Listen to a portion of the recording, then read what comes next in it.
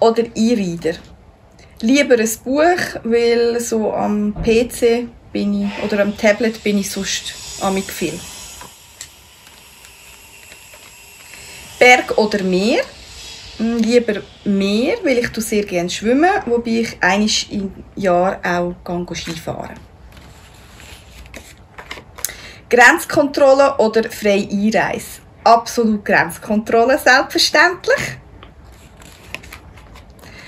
Englisch oder Französisch?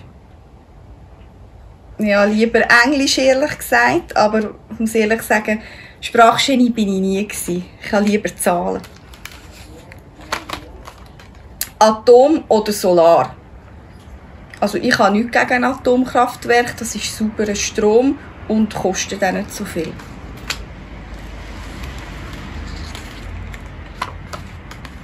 Winterzeit oder Sommerzeit? Also ich bin ein bisschen ein Gefrierli, darum lieber Sommerzeit.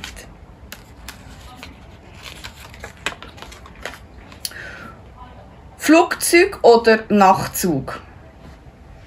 Lieber Flugzeug, mir ist schneller, wobei ich auch schon auf Wien mit dem Nachtzug gegangen bin und das habe ich auch noch recht komfortabel gefunden. 1. Mai oder 1. August? Ja, ich glaube, das ist klar. Natürlich, die Schweiz hat Geburtstag 1. August. Bahnausbau oder Autobahnausbau?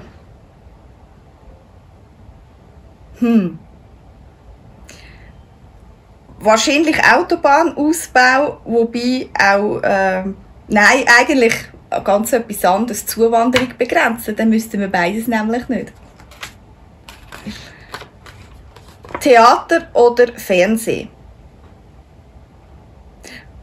Also so am Abend mal bequem auf dem Sofa sein und einen Film schauen, das mache ich auch noch gerne, darum Fernsehen. Ich bin sonst immer viel unterwegs.